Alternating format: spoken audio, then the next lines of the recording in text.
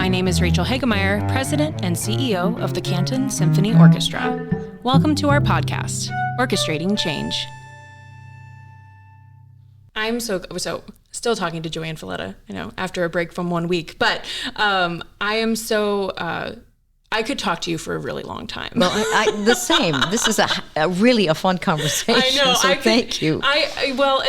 This whole podcast is about orchestrating change, and this idea of diversity, equity, and inclusion. We started this podcast after George Floyd's murder. A lot of orchestras were having, pretty gut reactions of, everyone, not just orchestras, the whole world was having reactions of what do we do. And it's hard to not feel defeated when it feels like from 2020 to now, there's moments where I feel like we've slipped even backwards, especially, it's like politics aside, starting November 1st, a lot of people for SNAP benefits are not going to have it anymore. Right. And there's things like that just really get to you. And as an orchestra, you're like, I know. Well, there's big, we were having this amazing, wonderful conversation about getting people into the hall and, having this moment together. And it's easy to think, well, we don't matter as much. We're just an orchestra. There's a lot of bigger issues in the world. There's a lot of bigger fish to fry than how do we get people into a concert hall. And I wonder kind of your perspective on that, of where do we fit into maybe a bigger picture of, just the world and what we've got going on. What can us as orchestras offer when it feels like, oh, maybe we don't belong here because there's a lot of other bigger issues? I think in the very short term, it feels that way. But to me, taking a longer look at things, if we don't have the orchestra, if we don't have the arts, if we don't have the beautiful things around us, we are never going to be 100% the people we can be. We're narrowing down ourselves especially when there are people we don't want to talk to or places we don't want to go, or that's not for me. The idea is that my big idea, so could never work, is to give every child a chance to play an instrument. And that's not to become a professional. Right. Some will, but that's different. But give them a chance to succeed as an artist in school. That they maybe they're not great in math, but they're wonderful in art. Have theater in the school, so have the possibility of something that's not so concrete. It's something that in the end helps you relate to other people. And I've seen that because orchestras around the world are made up of people from all over the world that would never have even thought they would be in the same room, and there they are, and it's good. So I think the orchestras are actually more important because it's wordless. You come in, you don't have to have a conversation that might lead to some disagreement. Sure. You're just there together, and then you talk about, oh, I love that first piece. What did you think? Oh, I thought it was beautiful too. I think we desperately need it, but we don't know that. Most people don't know that. Most people don't know how desperately we need the arts to tell us who we are and to let us be open. Because I see the kids who are in band in school and orchestra in school, they're beautiful to each other. They're, I have a niece who's now a heart doctor, but she was quite shy in school, but she was in the band. And she said she was never a good clarinetist, but she loved being in the band because all of them were nice. They were the nice kids. They were the kids who didn't make fun of people because they, looked funny or they came from a different country. And I realized that's because they're musicians. They already are set up to understand that there's a lot of paths in the world. There's a lot of ways to play different things. And they're all beautiful in their way. And it's always the kids who are involved in the arts that are the ones to reach out to people who might not be like them. If we could do that for them, for all young people, I think the world would be a different place. There's something, a lot of our educational programs, when we do smaller ensembles, we often pair it with a book because there's an early literacy, in music can help students become, literate faster. But there's also this piece of social emotional learning of helping young people understand how to look at themselves, understand what they're feeling, and know what to do with it. Because that's a really hard thing to learn. Yes. When you feel like, why am I feeling this way? Even as adults, we're like, why am I feeling this way all of a sudden? Yeah. You know, I learned a phrase recently in my own personal life called alexithymia, which is this idea of where it's an actual thing where your body, you feel like a really stressful thing happens and your brain is so smart. It goes, we don't have time to deal with that right now. We're just going to push on through. And then 3 weeks later, you're like, why do I feel horrible? And it's because you're still like, in there. Your body's like, well, remember 3 weeks ago when we had this really bad thing happen and you didn't have time to deal with it? Well, now you do. That explains some things. I think that's interesting. Yeah, It's, as a young person, it's hard to, when you don't know why you're feeling what you're feeling. And when you're around music, music naturally helps you release endorphins, helps you release stress hormones and cortisol. It helps you. There's a lot of science stuff you can get into, but I do think the band kids are maybe a little nicer. They're nicer, and they generally are joyful. You know, you'll go to their concert, and okay, it was pretty good. Yeah. Not perfect, but it was pretty good. And you look at their faces, and they are so proud of themselves, and they're so happy. They're hugging their colleagues, and you know, hey, your trombone solo was good, and I'm thinking, this is the way the world should be. You know, and it's who they are right then. Or I see I go to Interlochen usually every summer, and this is high school coming from all over the world. It's a great place. Yeah, you know, and there are kids that don't speak English at all, and they show up, and there they are. And, you know, the first day, someone says to them, you know where the cafeteria is? Come with me, you know. And so by the end of it, everyone is crying to say goodbye because they encountered just acceptance. Acceptance, no matter what they look like, no matter how well they played. I think the arts tell us hard things about the world too, but in seeing them in the arts, in seeing like Picasso's Guernica, where you see this awful event portrayed by an artist, you come to terms with it somehow. You come to terms with this is how he felt, and he's trying to tell us something. He's trying to, let's not ever let this happen again. I think that's what the arts are for, and music is for that too. We talked so much about like the joy and the love, but the arts are also can be really messy, and they can be really horrid, and you can also be able to shine a light on something that's really terrible and be like, and that's okay. Like, and it's important. And it's important. It's really important. Well, like many of the composers who took on the responsibility of speaking against what was happening in our world in just a short number of years ago. But even in Bartók's time, when he wrote Miraculous Mandarin, which is a horrifying piece. I mean, it's a fantastic piece, but horrifying. He's telling everyone, look at what's happening to our lives. This is the beginning of the 20th century, when with the Industrial Revolution and everyone moving to cities, crime was rampant. He said, this is not who we are. We have to change what's happening. So sometimes the picture is tough, but again, it means something to us. So I think the arts in the end matter so much more than anyone thinks. Yeah. Because it's easy to say, oh, we can't afford that art class, or we can't afford that, the drama club anymore. And right. Oh man, it's such I'm so fortunate that I grew up with parents who knew the value of the art classes and the piano lessons. Yes. And when I said I want to play bassoon, they went, okay. I'm so fortunate that also that my parents were able to afford that and were able to put me in those classes. And we have a program here with the symphony in conjunction with Lighthouse Ministries, which is in Southeast Canton, which is a place in the city that was made a victim of redlining.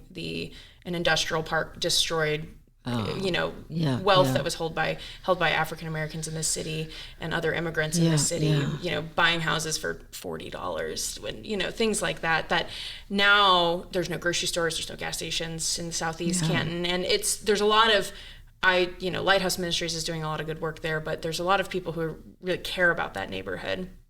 But a lot of the students in that neighborhood don't have the opportunities. Yeah. So we do a strings training program with them where we provide the instruments and the lessons, and it's been really eye-opening because a lot of our students and parents really want to do it, but how do we have to find ways to get them transportation and make sure that they have their instrument. And like, I forgot my instrument. What do I do? Because it's in my mom's car, but she has to go straight to her second job because she has 2 jobs. Right. And, it's been really eye-opening about people assume that people in poverty got there because they did something. Right. It's terrible. And these and they seem to think that it's easy to climb out of it when it's not. It's so just difficult. As you say, when we had the terrible shooting in Buffalo, which horrified, I'm still it hangs over us terribly.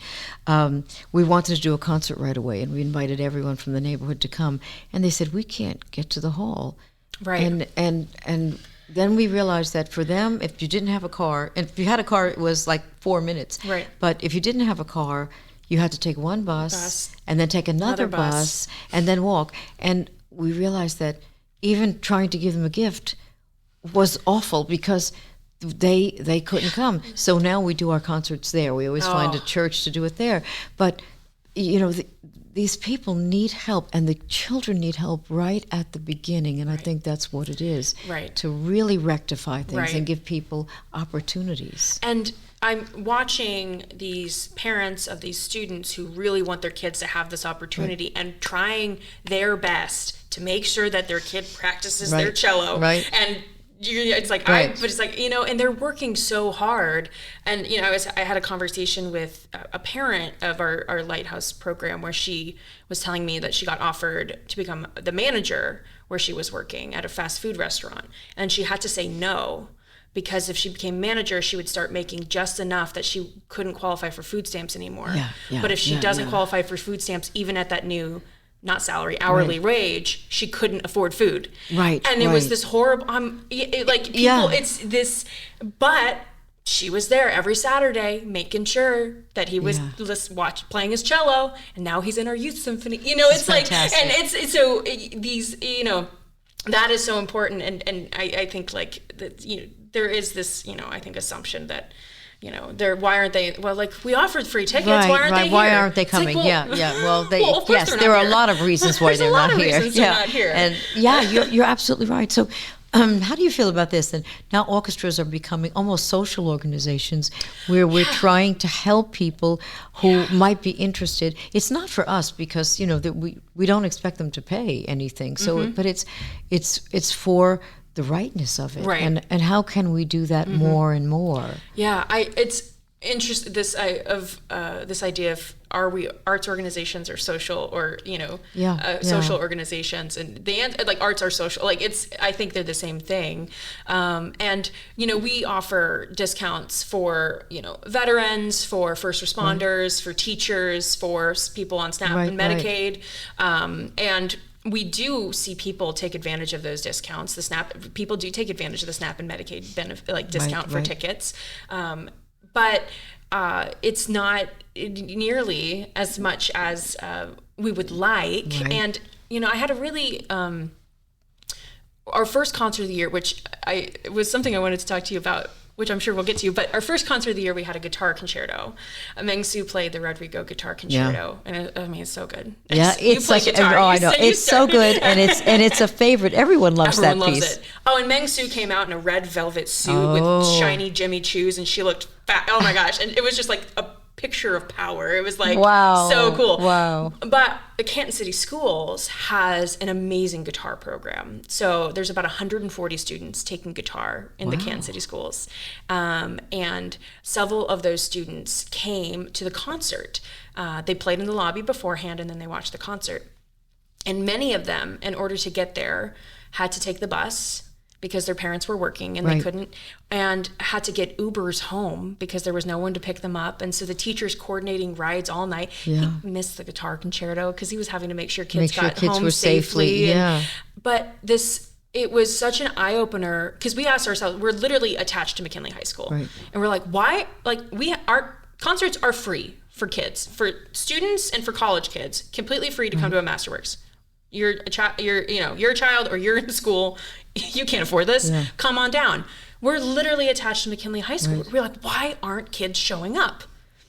Well, transportation. Transportation. We found the same thing. Transportation is the hardest thing to overcome because, yes, the school bus can take them to school and take them back, but they can't do anything else. And their parents are working or not available at that point. Right. So it's very much more difficult than we think. It's very, very difficult. And the question is, how much bandwidth do we have as organizations to extend ourselves to really make things accessible? Like, what can we do for transportation? Well, you can do a concert where they're at, but then that requires a space that's big enough for you to go, and to make sure you're doing it in such a way that doesn't feel like, well, you guys need this, obviously, come but, and on the other hand, you do want them to get the full experience of the full orchestra, but I was thinking that orchestras in the past, I'm thinking like the Vienna Philharmonic and the big orchestras, I think they thought of themselves, and maybe still do, as kind of temples of greatness. Yeah. That's sort of like,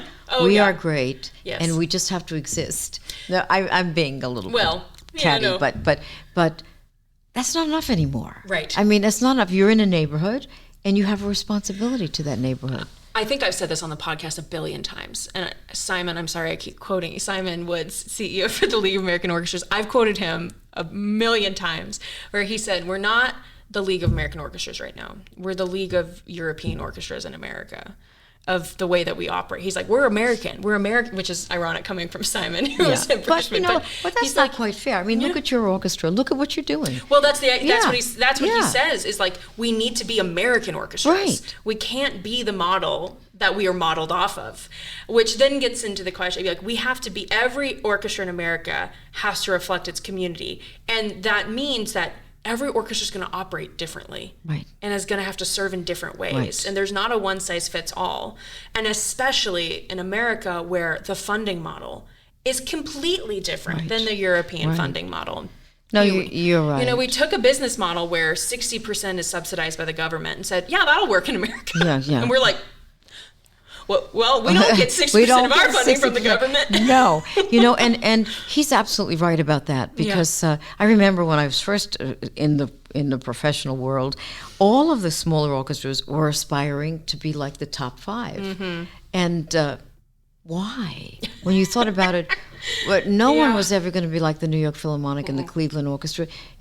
But it wasn't necessary, because our community didn't need that. And yes, it's wonderful that we have like 5 or 10 incredible orchestras in this country on the highest level. But for the rest of us, it was about who our community was. And it took a long time for music directors to realize, okay, it's not, I'm not trying to build this so it can be in, the A list of orchestras.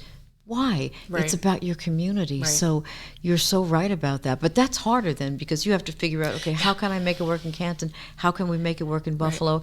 We have to figure that it's our own template. Right. So.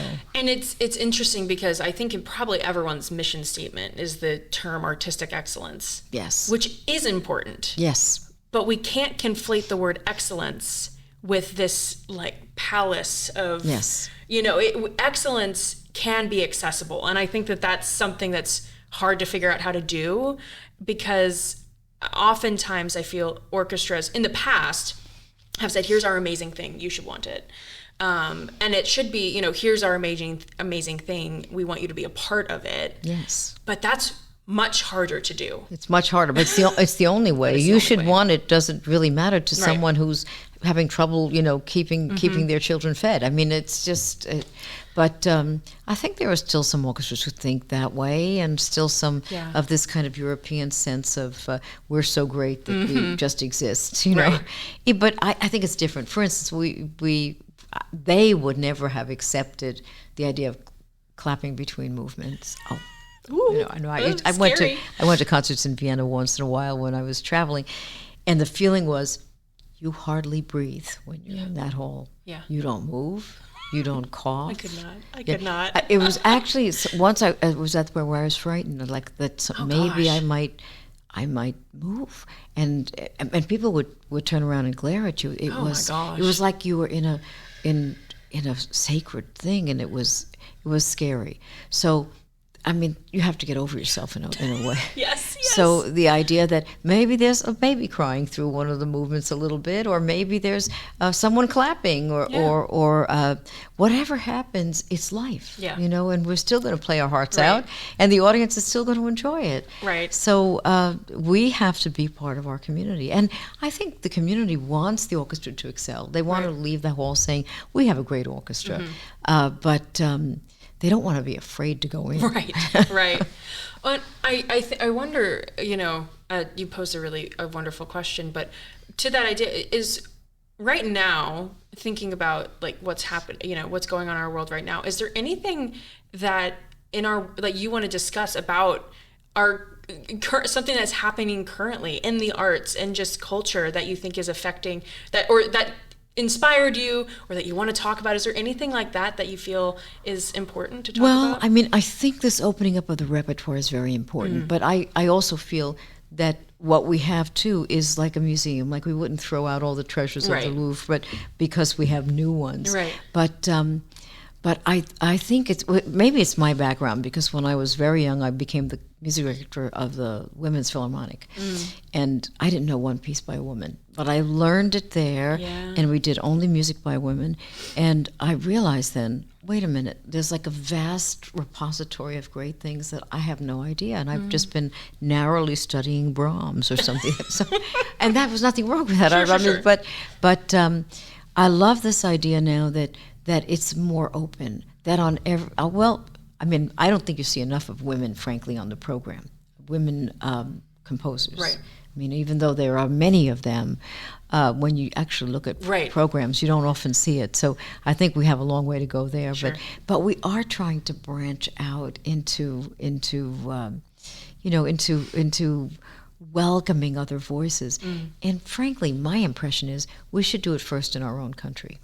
Because I go to a lot of the bigger orchestras who have always guest composers who come from Europe. That's fine. Right. But what about all the composers who are living here in the United States? Right. You know, right. shouldn't they have a little bit of a step up? Because they need that. Right. They need that to become the next John Corigliano or John Adams. They need that. Right. So I think there needs to be more attention directed at American artists, and to try and nurture them or even help them. As you came right into your job, there's no kind of internship. Nope. No. And the same thing is true for a musician, a conductor or a composer. You're just thrust there and you're left on your own to figure out how to make the next step. We have to help them. Right. Is there a composer right now that there's a million. I know you know a million living composers. There's so many. But I have to say, we just did a piece last week by Robert Patterson, who actually grew up in Buffalo, but now lives in New York City. He wrote a piece about global warming. And it was a very beautiful piece called Summit, in which he, created the sound worlds of different types of like tundra or grasslands. But at the end, the musicians walked off the stage one by one, and the winds were the last ones playing. They just walked into the wings, and we didn't say a word. Everybody knew what that meant. I spoke to a little child who was there. I said, when the birds walked off, what do you think that meant? And this little 8-year-old said, the annihilation of the world. And I said, where did she learn that from? I know. You got it. Right. You got it. Oh, my 8 years old. So, but I thought, okay, and people jumped up applauding, and most of them were crying. And it was a very, very beautiful way of expressing something that could have been angry. Yeah. Instead, it was, let's not let this happen. And I think they probably left the hall feeling, okay, we can't let something like that happen. And they loved the music. So I'm just a big fan of his. I've known his music for a while, but he found a way to say something that talked about how beautiful the earth is and how much we need to care for it. Yeah, That's really like the 8-year-old. That's Yeah, I know. Oh my gosh. I don't know how I would have been like, oh my gosh. You got it. Yes, you're correct.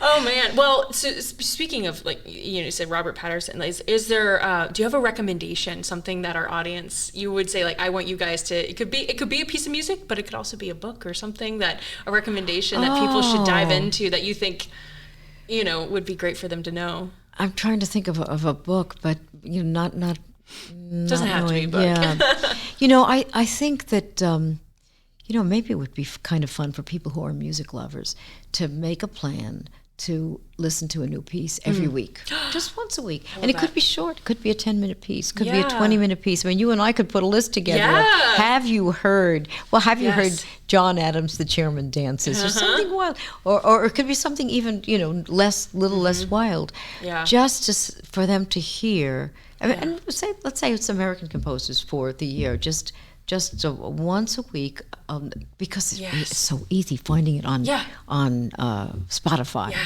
It's so easy, gosh. And that's a great idea. Maybe they won't always like everything, but and you shouldn't. You shouldn't. You're right. You shouldn't like You're everything. Right. Oh, you said John Adams, and I thought of Dr. Atomic. Yes, Batter My Heart. Yeah, that art. Oh, that's one of my favorite things to ever exist. Oh man, I got to see that at the Santa Fe Opera, and it's amazing. Best place to see that. But I think they could even put in what are the 25 best pieces to listen to and get people's opinion. Yeah. And oh gosh, 20 of those will leave them moved. I hope people, when they're listening to this, if they're listening on a place that has a comment section, write something that they write a piece that they just fell in love with. Oh my gosh, I love that so much. Making a play, I this year I've tried to read a lot more. I've tried to read way more. And I'm at 26 books this year, which is the most I've done. I used to do that when I was a kid. Yeah. Like it was nothing. And now, but isn't it an escape for you a little bit? That's important. Just to sort of cleanse your mind. It's fabulous. Sometimes it's not so much of a cleansing of the mind. Sometimes it's like, whoa, gosh, we're really in something right now. But there's a book called The Small and the Mighty, which is 6 stories of Americans who changed the course of history, but we don't know their name. Oh. And it was a fabulous book about American history from the lens of people who maybe we don't know anything about them, but they really changed the course. Well, and there are so many heroes in this world. I mean, really, you have to say, after everything, it still is a beautiful planet, and it's a beautiful world, and we have a beautiful music world, and that's why we worry, because we want to take care of it. Mm-hmm. Absolutely. Well, as we're kind of getting towards the end of our conversation, is there any other questions or anything that you anything that you've thought of that we didn't get to touch on while we were chatting? I feel like today? we zigged and zagged all over. I know we did. But thank you, because it's so much fun to work with someone who's working for the same thing from a different perspective. I mean, you love your orchestra, and you do anything to support them, and that's how I feel about my orchestra too. And I'm always so happy to see an orchestra like yours that is thriving. And the musicians seem happy, and you are totally involved in bringing them through what could have been a difficult time, losing a music director. Right. It's been a hard 3 years, but it's been rehearsal last night felt really. They sounded it's been so really great. Good this whole year. But as we're ending, I asked you this question once before, way back in 2021, but I'd love if you, maybe the 2025 version of the question, how do we orchestrate change? I think we have to believe that we can do it, first of all, because I know there's a lot of naysayers about, orchestras are going to go away, and we have to believe that we have something that will change people's lives. Yeah. And we do it one person at a time, because I was always thinking, if we can't reach like 400 people at least, and then I thought, no, it's one person at a time. One person that you talk to after a concert saying, this is your first time, what'd you think? Or one person that you convince to come backstage and meet a musician. It seems like it's a big load to do one at a time, but I'm convinced now that we start small, just reaching out to people and welcoming them to our world, and that's forever then. Yeah. As you said earlier, change takes time. Yes. It takes a lot of time. It does. Got to be a little patient, as hard as that is. We'll do it, though. Yeah. You'll do it, that's for sure. Well, JoAnn, thank you so much for joining me again and for being here in Canton. It's been so wonderful. It's been wonderful for me. Thank you. Thank you. Orchestrating Change is a production of the Canton Symphony Orchestra. Our theme music was composed by Eric Gould and performed by Derek Snyder and Tim Adams. Our video and audio editor is Sarah Daler. Thank you for listening, and see you next time.